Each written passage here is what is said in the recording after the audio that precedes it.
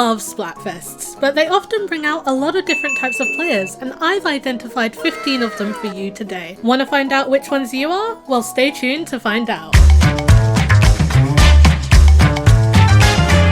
These players picked out their favourite member of Deep Cut on day one and have stuck by them ever since. The theme of the Splatfest doesn't really matter too much to them, since they'll just be going with whatever their favourite idol picks. Hey, so what Splatfest team are you going to be on? Oh, I'm just going to go with whatever Fry picks. I just love her. She's so cute and fun, but if you make fun of her forehead, I will end you. But yeah, I'm just going to go with whatever Fry picks, as always. So we all know that the main new gimmick for Splatfest since Splatoon 3 was the introduction of Tri Colour Turf War. Some were skeptical about it, and many still are, but you can't judge it too harshly until you've tried it, right? Well, that's just the problem. These players never get a chance to try it. For whatever reason, Tri Colour Turf War is non-existent. And let me tell you, this one is definitely me. I've gotten to play Tri Colour once. Literally one time, and that was in the global premiere. Please Nintendo, let me play Tri Colour. This player books out their whole weekend and dedicates it to nothing but Splatfest. They're going to be playing Splatfest from the moment it starts right up until it ends. Ah yes, it's Splatfest weekend, right, it's time to get on the grind. I'm definitely making the push for Ruler plus 50 this time, and I want to be in the top 100. I haven't slept in, it's gotta be about 26 hours by now, but I don't care. I don't need sleep. Sleep is for the weak. This weekend is all about the grind. You think I've got time to sleep? I haven't got time to sleep. I gotta do it for Shiva and the little green cat. This player looks forward to the return of Splatfest season for one thing and one thing alone: conch shells. Why, you may ask? Well, because conch shells mean gambling. You can always guarantee that these players will be first in line at the shell out machine at any given possible moment. In fact, their main motivation for playing Splatfest at all is purely to get their hands on some more of those sweet, sweet conch shells. This player isn't concerned about winning. If they win, great, more seasonals for them. But if they lose, they're not that bothered. What they do care about is making sure that another team does not win. Shiva's won every Splatfest so far. She's going down.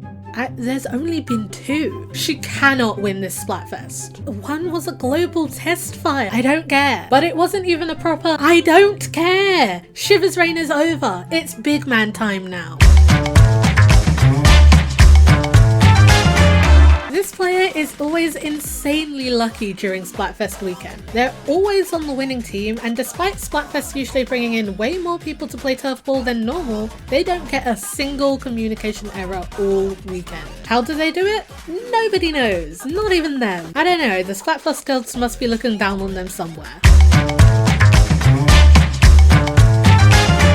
These players, as the name implies, are the total opposite of the lucky ones. When Splatfest comes around, nothing goes their way. Oh, you wanna win? Well, too bad, only in your dreams. What should be a fun weekend ends up riddled with losses, lag, and everybody's least favourite message, the communication error.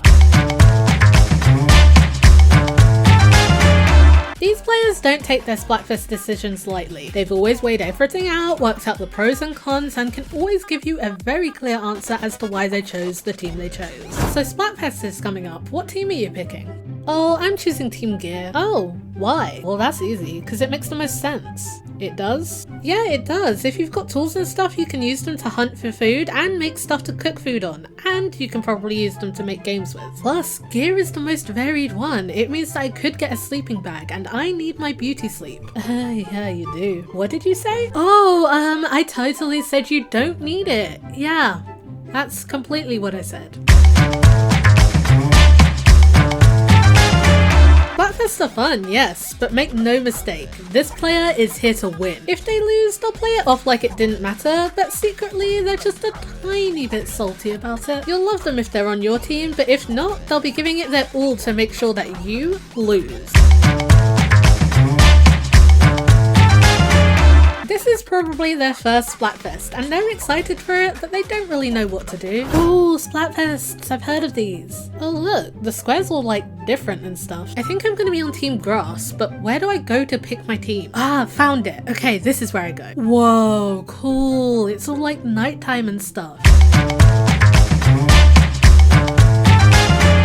This player was 100% me a few months back during the global premiere. Let me tell you right now, I did not and still don't have a single thought on whether I think rock, paper or scissors is the best option. So you know what I did? I looked at the colours. I sat down, looked at the colours, went yay, I like blue the most, and then I chose blue and it happened to be rock. You see, when all else fails, these players just revert back to pretty colours.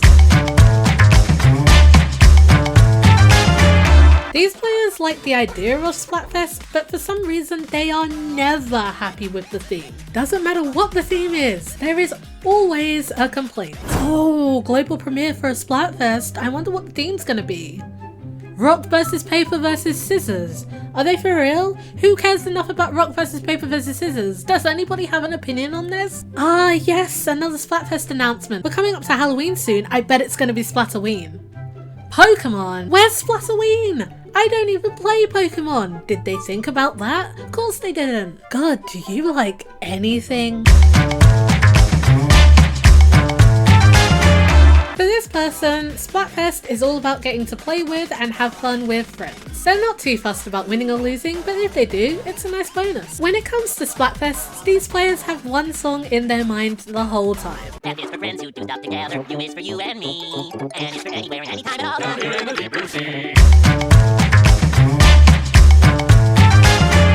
These players are getting into the Splatfest spirit as soon as they possibly can. Their Splatfest tee is staple to their Inkling or Octoling as soon as possible. Doesn't matter if the Splatfest isn't for another week, that t-shirt is on. Bonus points if they've also had a bunch of posts up in the square about what team they chose for about 2 weeks. Splatfest? What's a Splatfest? These players do not care about Splatfest at all. Instead, they spend their weekend doing shifts for Mr. Grizz's salmon run, outsmarting their opponents in table turf, and trying to beat their best times in the story mode. So that was 15 different types of Splatfest Splatoon 3 players. Which one's for you? Let me know in the comments. If you enjoyed today's video, why not check out the one on screen now, and don't forget to hit the subscribe button while you're at it. But most importantly, stay positive, stay smiling, and I'll see you next time. Goodbye!